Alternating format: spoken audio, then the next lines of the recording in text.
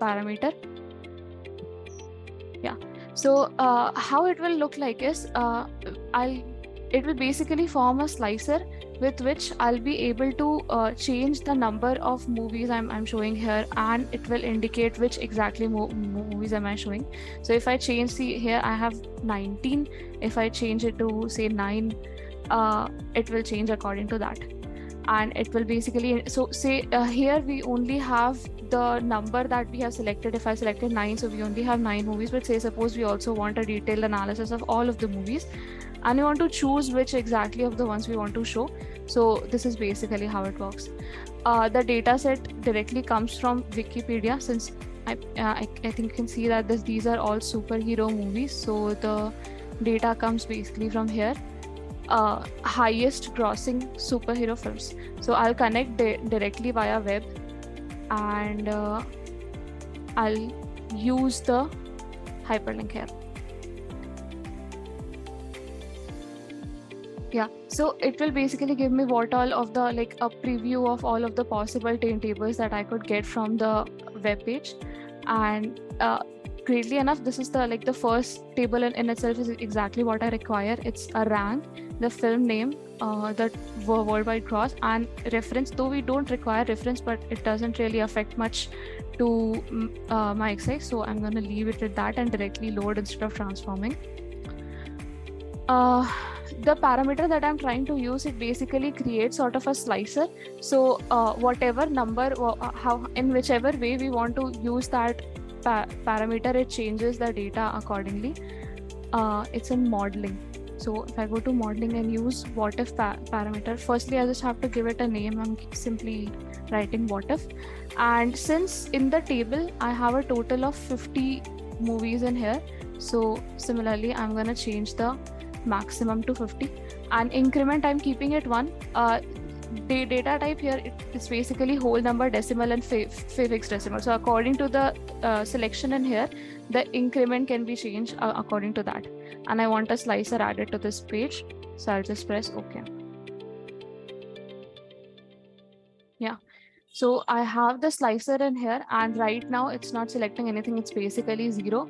If I take you, so this basically creates an entirely new table. And if I take you to the data modeling place, it's independent of the one we have. It basically creates an independent table. So this is the function that I wanted. Now I'll create to basically show what exactly I want, like to basically create the dashboard that was in the workout in here. I'll first have to create a measure where let's just worldwide sales. Okay. And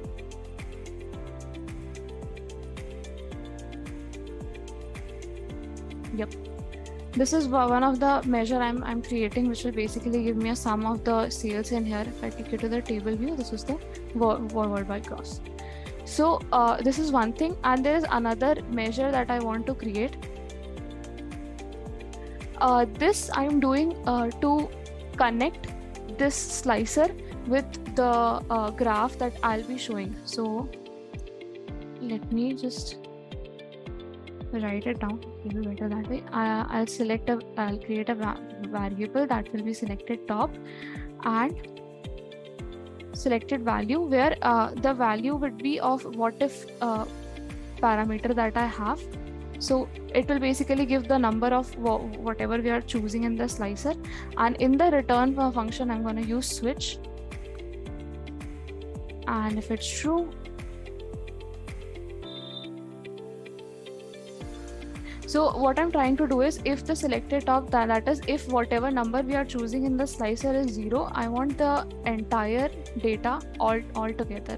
Whereas if it's not, then I'm gonna just use the rank x parameter, and let me quickly write it down so it will be easier to explain.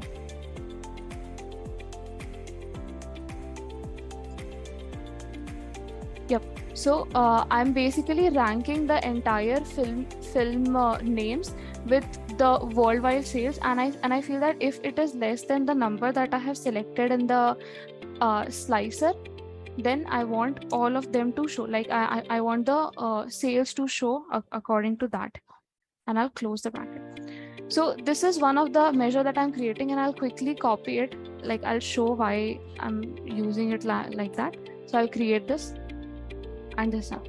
So now to show, I'm using clustered bar chart. This is also, I'll explain why I'm using that. So if you'll see in here what exactly we want, there is also an average line, and average line I could not find it in the stacked bar chart. Like it only shows in the cluster one, which is why I'm using a clustered bar chart. Now in the y-axis, of course, I want the film, and in the x1 I want the worldwide, no, the top N movies I created. Yes.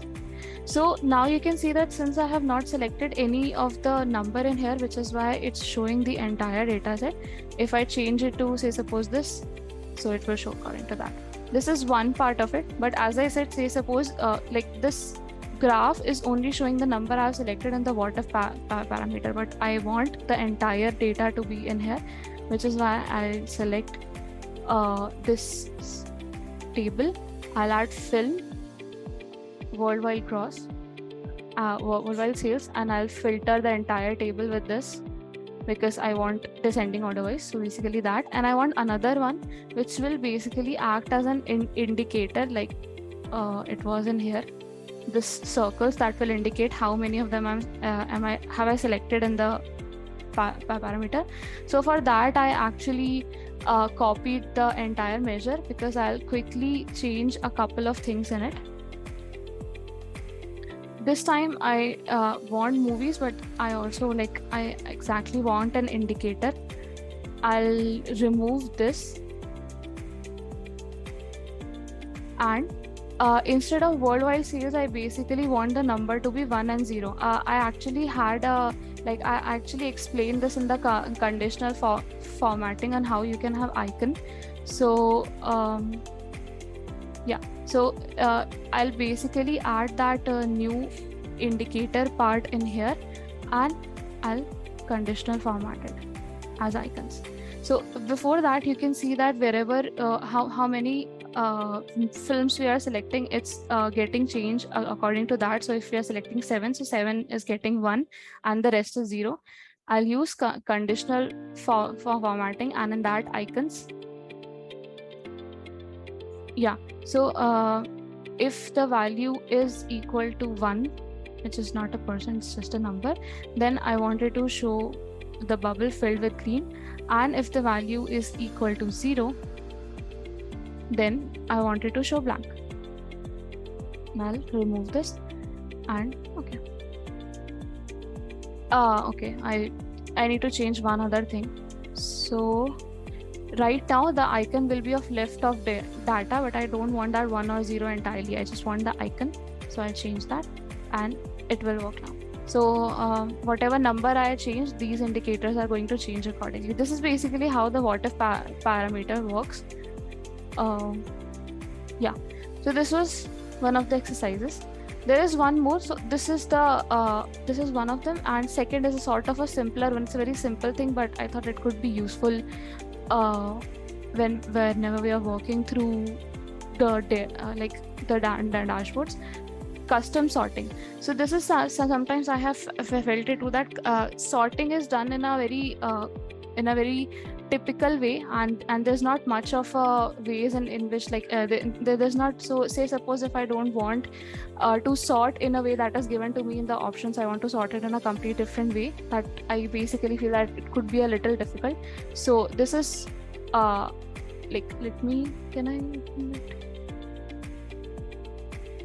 okay, this might not be clear. I'll just create this and I'll show. Basically what it wants us to do is it wants us to create 3 bar charts.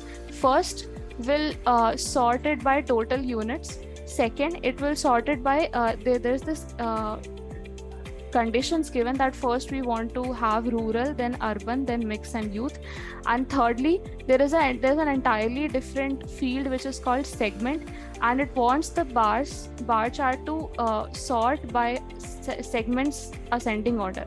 So these are basically 3 different ways in which it needs to be sorted. You can see that this is not exactly a descending order wise, because then it should be urban, then rural, then mixed and youth. but it's different. So for the data set, actually I need to get a sampled in data set. So I'll take it from the Power BI web in itself. Yep, I've got the data set in here, and then I'll quickly go to a new field, and yep, we have Power BI sample here.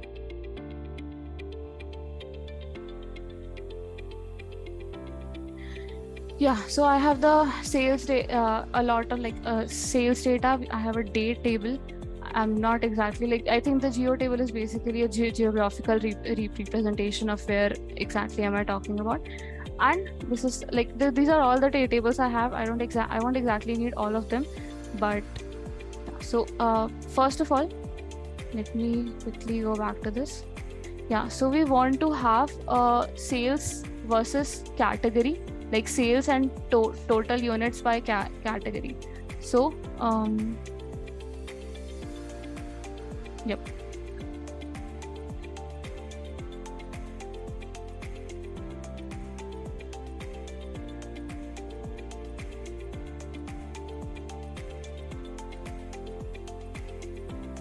Yep. So this is sales by category, and I also want I want to sort this by total units. The problem with this is it's actually sorted by sales right now, and if I try to sort access, there's only 2 options and it will not show unless and until I add the total units in the tooltip option. If I do that, it directly shows me in this custom in the sort access part. So we now have 3 options. Total units, and if I do that, it's showing exactly how we want it: urban, rural, youth, and mix. This is one part. Secondly, I'll just copy this. Yeah, so this is one of the things I wanted. Secondly, as I said, there is a fixed rule that they have asked us to sort it by rural, urban, mix, and youth. For this, what I'll do is I'll create a new measure in here. Yeah, I'll create a new measure, and in that I'll try to sort it in that way. So if this is very simple, if a series of if statement. So if category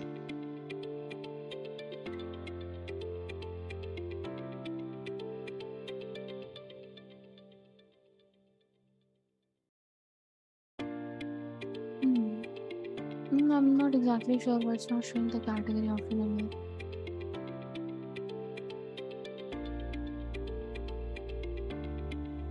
Oh, it's important, right? I'll create the measure in here.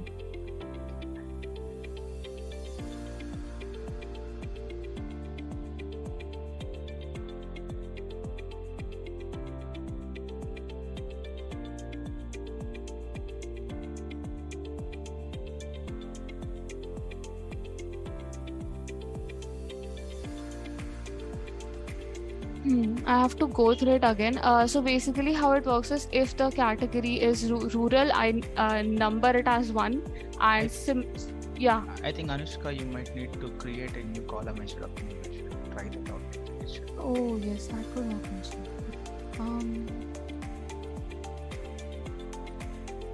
Oh no, so it's sort of I cannot change since I'm directly connecting from the sample data set. I don't think I can change I can create column in it. I can create measure, which is why I thought it's measure, because I sort of remember that.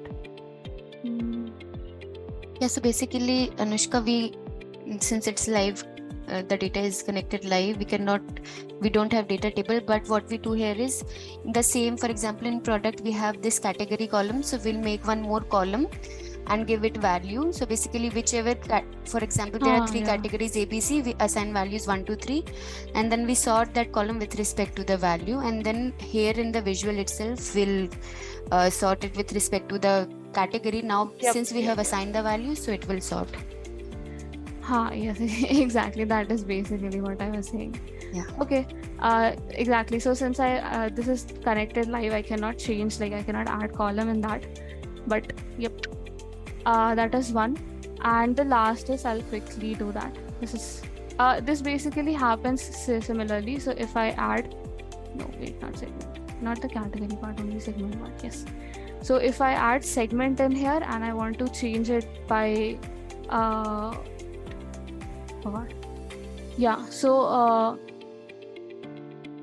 sort by segment. So I want to change it by segment. I want to make it like in that way. Like I want to change it in a way like it's ascending to the name. So again, I can sort it in this way.